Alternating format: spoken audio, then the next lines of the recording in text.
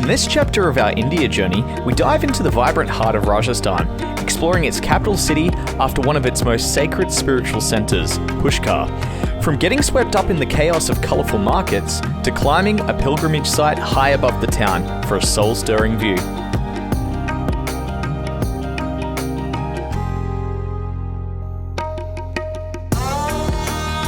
After a bittersweet goodbye to one of our favorite cities in India, we set off for Jaipur, the legendary Pink City. Here we step inside one of the most iconic cinemas in the world, Raj Mandir, and take in the grandeur of architectural wonders like the Palace of the Winds and the majestic Amber Fort. This is a journey full of surprises and colour. Come with us as we explore Pushkar and Jaipur, right in the heart of Rajasthan. We're picking up right where we left off after exploring the dreamy city of lakes, Udaipur, often referred to as Venice of the East.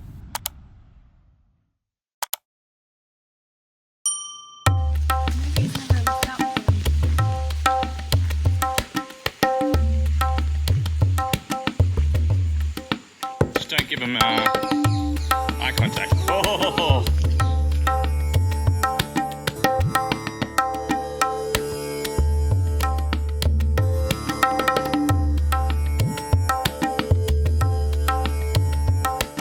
We're in the city of Pushkar, which is known to be the home of the largest fair in all of India, camel fair that takes place here every single year. It's also known as one of the holiest cities in India, containing over 500 temples here, all dedicated to different deities. The most important temple, though, we're about to check out, which is the temple to Brahma, one of the three main top deities of the Hindu religion. And in fact, it's the only temple to Brahma in the world. And the reason why is because people don't worship Brahma due to the fact that his work is done. Brahma is said to be the deity that had created the earth, and now that his work is finished, people don't need to continually give him tributes in order for him to sustain his work, like they would say with Ganesh, who basically is the remover of obstacles. Now, I came here to Pushkar 11 years ago. 2013 I was here, and when I came here I fell victim to a very, very well-known scam. Basically, there are people who dress up as priests, con men, and they'll take you down to the river and they'll try to say some prayers, bless your family, and then they'll basically demand money, and whoever you're with your group, they'll separate you. So anyone coming to Pushkar, that is definitely something that you have to watch out for.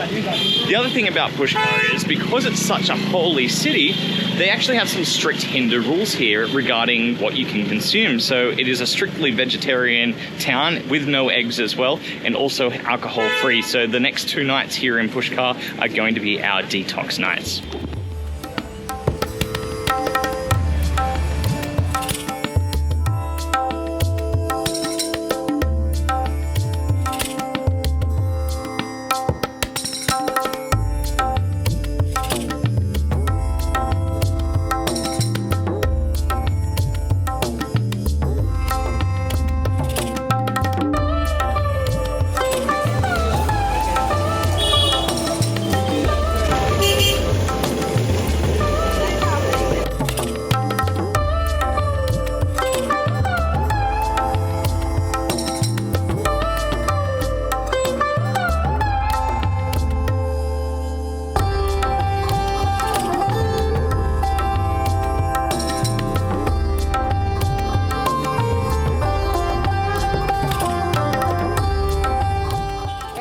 From here, which he is making, this is called Mahal.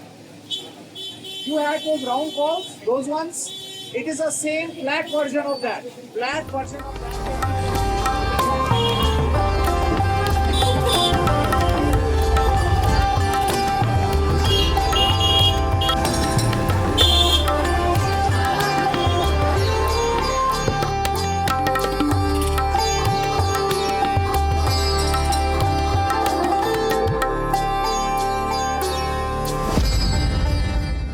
We're about to go inside the Brahma temple, which is a 2,000-year-old temple. I don't think we can film inside, but it's the only Brahma temple in the world. Check it out.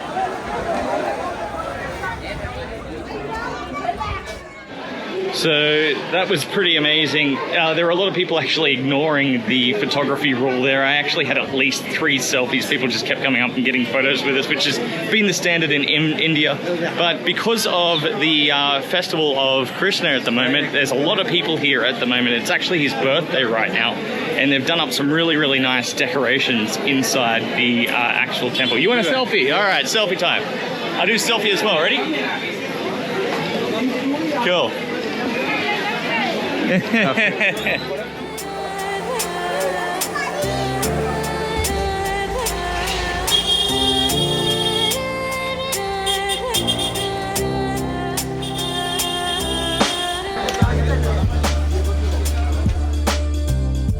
So it was a pretty hectic downpour. I guess that's the thing with the monsoon.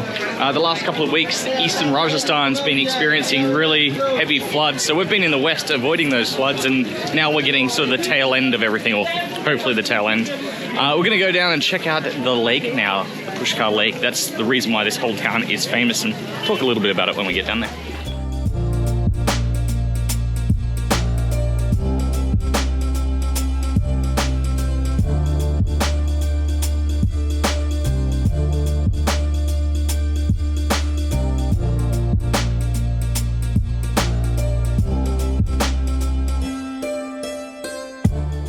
Finally down here on the Pushkar Lake, and this is the reason why this town exists. The lake was said in the legend that the Lord Brahma, he actually defeated a demon, and he defeated him with a lotus flower.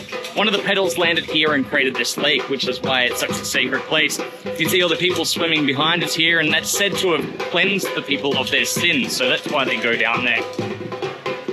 Although the water itself is slightly polluted, especially with all this rain and all this runoff going on there right now, so I don't think you'll see me jumping in there anytime soon.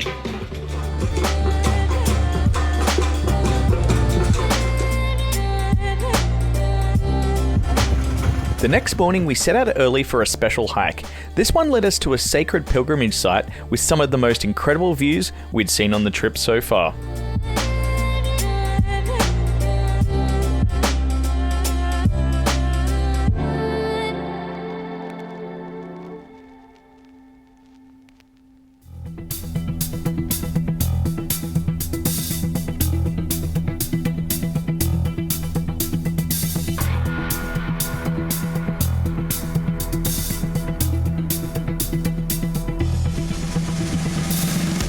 We're walking up to the Savitri Temple with Shubi. Hi, hello. And she was just telling us the history or the legends behind the Savitri Temple. Savitri was actually the wife of Brahma, who was the god we spoke a little bit before about yesterday. In the legend, Brahma was about to die when he was fighting one of the main gods, and Savitri actually stepped in and said, "Take my life instead of his."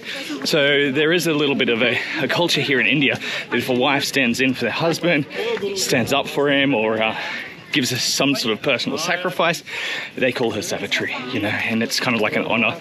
This is probably the second most important temple in all of Pushkar, or one of the most important temples. So normally people come up here for sunrise. A little bit rainy this morning, so we've come up here now. I'm out of breath. I'm going to get to the top. It's a bit of a steady climb, about 45-minute walk.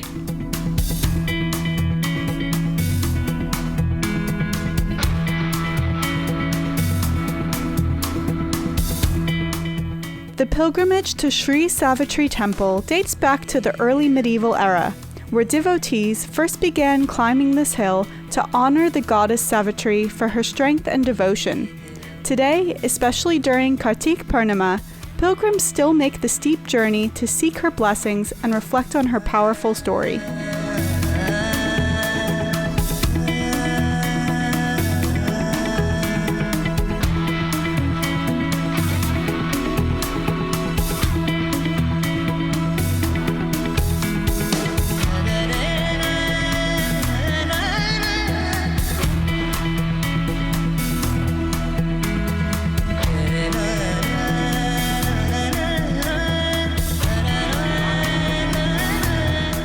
So we've made it to the top. What do you think, Kelvin? I'm done. He's dying. He's dying. Kelvin has a slight addiction to cigarettes. This is Kelvin, by the way. Normally what we have to watch out for is people trying to take selfies with us, but today we have to contend with these guys as well, the monkeys, that pretty much will take advantage anytime you pull out a water bottle or anything to eat. Now we have to leave our shoes behind, and I've seen plenty of shoes with monkey poop inside, so this is going to be very interesting.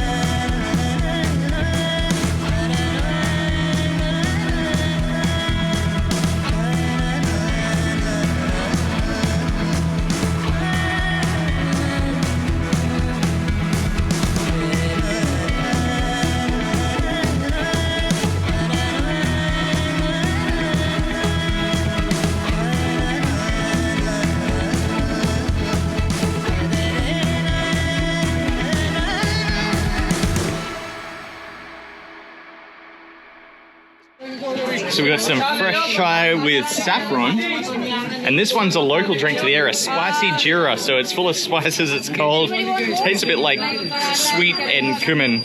Interesting. Woo!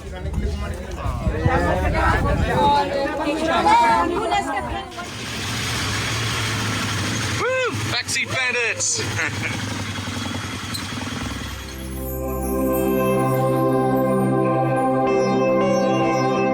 Back in Pushkar, we wandered along the lake, weaving through endless lines of market stalls and passing by dozens of unique temples tucked into every corner.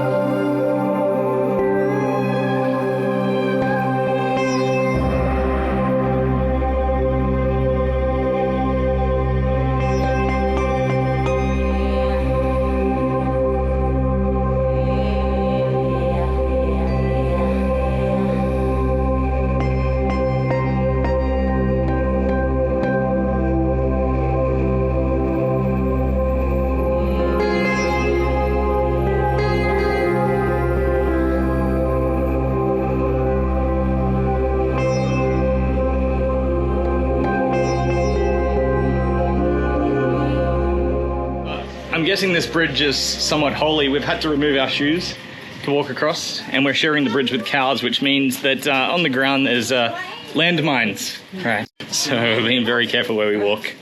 Oh, look at that. Nice. Yeah, I know. Just run and jump. Oh God. Oh no, there's one spot. There we go. Oh, this is insane. Namaste. Come back. We will come back one day.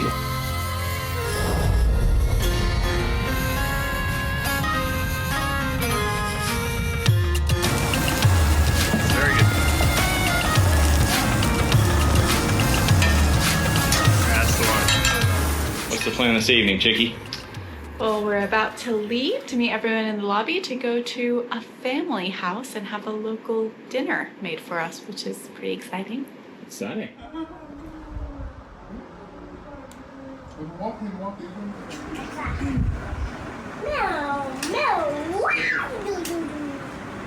So Astrid and Daniela are doing the full body tattoo. It's Miranda's henna. Gonna go half sleeve or full sleeve, Miranda? Half, not even half. Oh, deep voice for such a small cow. Moo. What is it?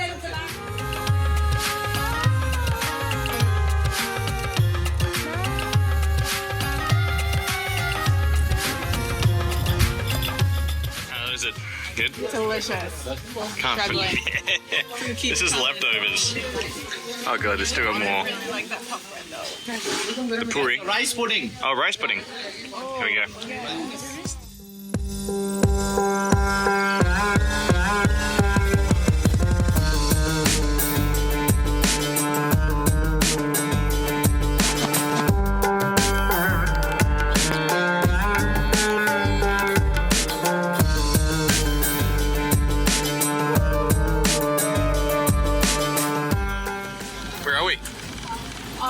bus on the way to Jaipur. Which could take how long? Our guide said anywhere from 4 to 10 hours. So it's depending on road conditions. Yeah, well, it's apparently flooding in most of the area.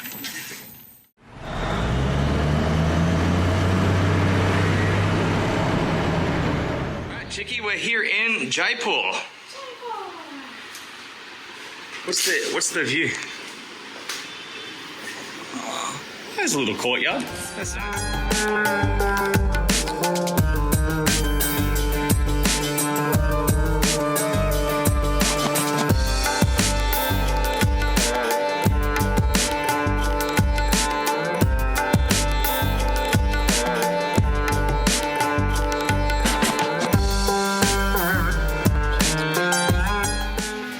Into the capital of Rajasthan, Jaipur, which is also known as the Pink City due to the terracotta colors that we have here in the city. When it was founded in 1727, it was actually one of the most planned out city constructions in the world. Everything, all the streets, all the buildings, they all run perpendicular and symmetrical. So it's a very well planned city. And we're actually in the walled side of the city right now, which is the old part of the city. At the time when it was founded, this was the main part of the city. Nowadays, being the capital of Rajasthan, it is an urban sprawl. About 5 million people live here, so it has expanded beyond the city walls, well beyond the city walls. We're going to spend 2 nights here, and we're going to check out some of the best sites in Jaipur.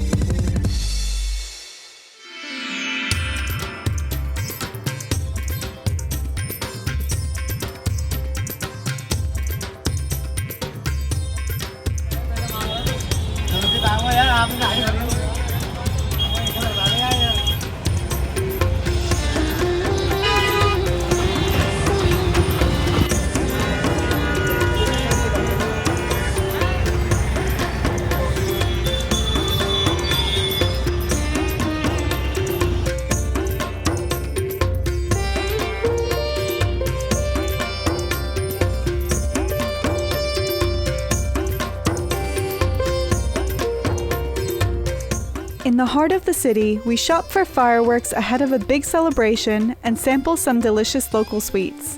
Then we make our way to a place we'd heard so much about, an Indian cinema experience like no other.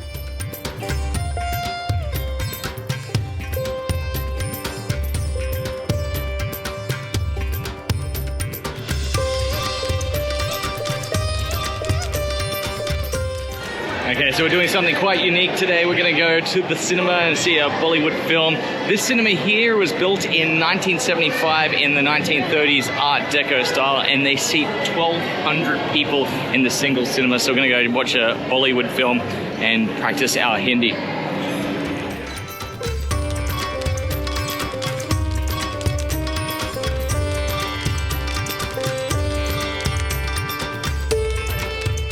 Watching a movie here couldn't have felt more different from the silent cinema theatres we're used to in the West.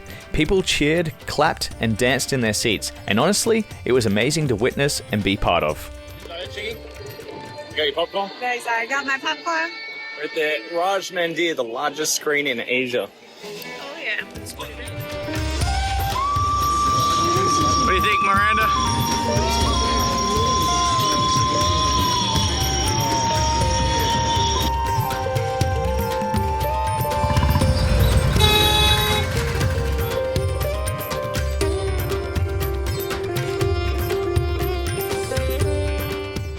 So second day in Jaipur, we are at Hawa Mahal, the Palace of the Winds. This is the second most photographed structure in India outside of the Taj Mahal.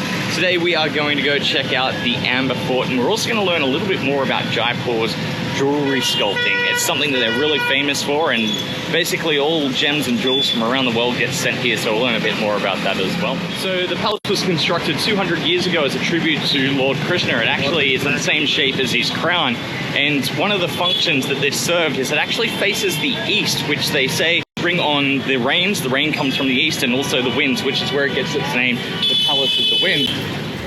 Crazy. Okay. Great.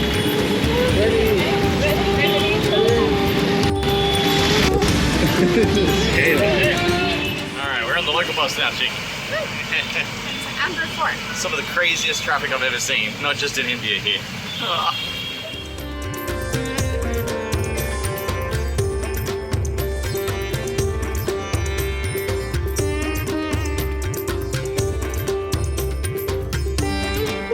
So we have arrived at the beautiful Amber Fort, which I did visit when I was here 11 years ago.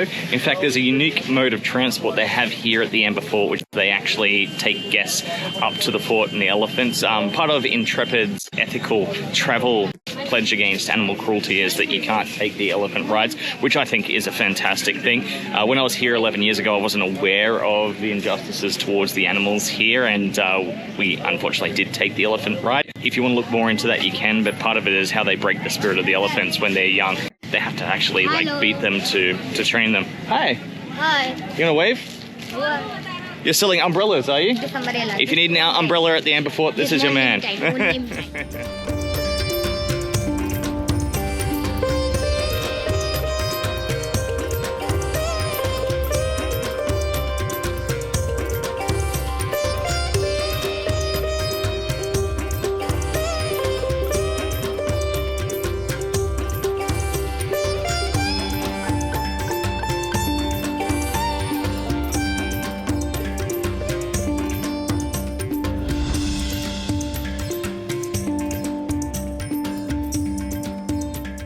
As beautiful as this place is, I tell you what, the hawkers here are the hardest selling hawkers I have ever seen anywhere.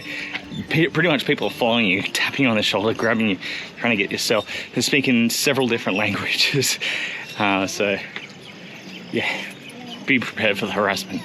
Hello. Hello. Hello. Hello.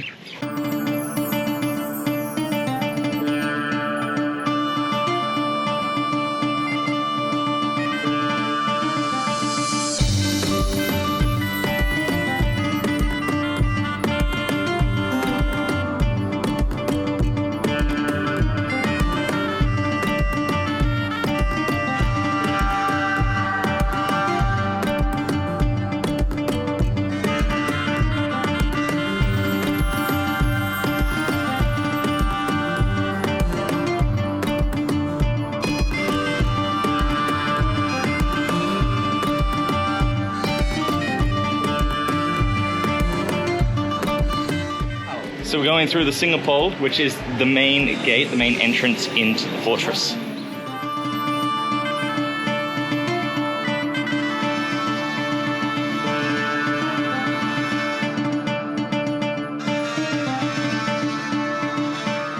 So the name Amber or Amber actually comes from the name of a local goddess from the people that originally inhabited this area, known as the Minas people from the 11th century, and they inhabited this area up until the 16th century when the Mughal Emperor Akbar came through here with his military. His general became the king, which was the Maharaja Man Singh, and he actually built this fortification because he knew how important defense was in this area. And he also built the 11-kilometer walls that we see surrounding the fort itself. In 1727, because of the expansion of the city itself, they actually moved the city of Jaipur to its current day location, and this became a remaining fort, and it was mainly used for congressional and also political places.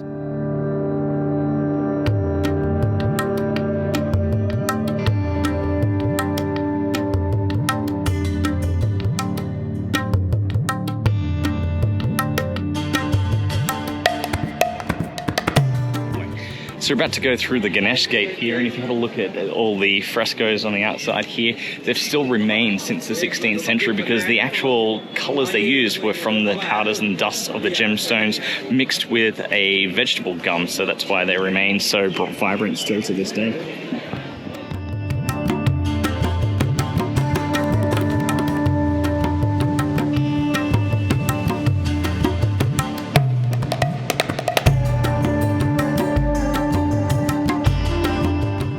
So behind me here we have the Sheesh Mahal, which is known as the Mirror Palace. It's actually a very unique place. Not a lot of places in India actually have these types of palaces, and it was actually used as a winter palace for the king here about 300 years ago when it was constructed. There are thousands of mirrors there, and a lot of them are framed with gold plates, particularly the ones in the roofs, and they used to be encrusted with rare diamonds and gems and things like that that were imported to the area. Unfortunately, a lot of those were picked out by people over time, so it's now fenced off. You can't actually enter in, but it has been restored to its former glory. Apparently, when the king was here and used the palace, he was able to light one candle and all the reflections from the mirrors would light up the whole room and the whole area, and that was how he used this and utilized this. Also, he was using it to entertain esteemed guests at the time when it was being used. We're about to go into the leisure palace right now and check out what the king did in his spare time. So the leisure palace was kind of the opposite of the mirror palace we saw up there. This was used for the summertime, and it's nice and open. The king could lounge around outside here or in these open areas here and have great views off the courtyard.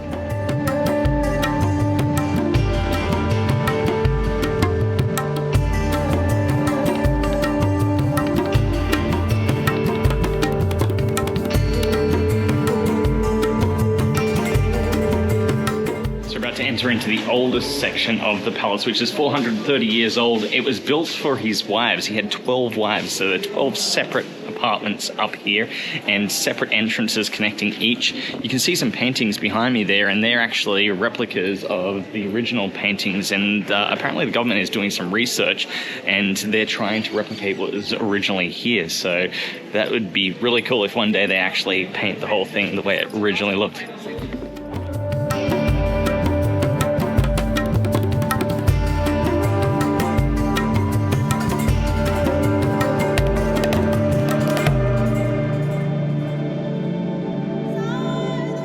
So this is the royal ladies' courtyard. Only ladies and their children were allowed in here, so only the wives of the king.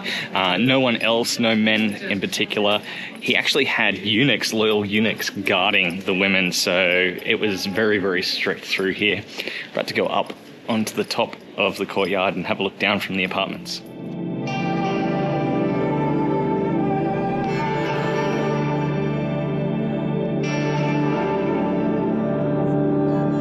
What do you think, Miranda? I think this is magnificent. Magnificent. You say it's one of the most beautiful forts and palaces in India that you've seen? Yeah, this one would have to be number one. Number one. Wait until we get to the Taj Mahal. Ooh.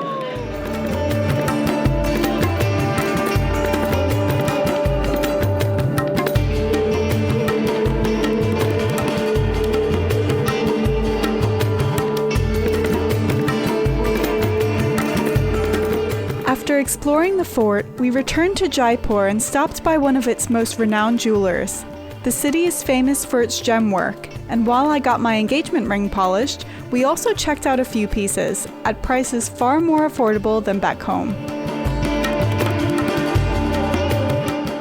Alright, so we went into the jewelry shop just to have a look at some gems, and we came out with... Wedding bands, matching wedding bands. It's become a very expensive day for us, but we got some beautiful sapphire wedding bands.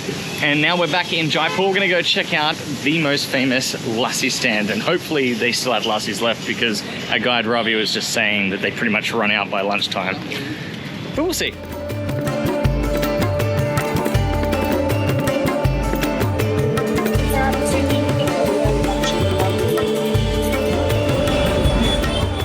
These are so good. I've gone back for seconds, and the little cream skim stuff on the top is really, really nice.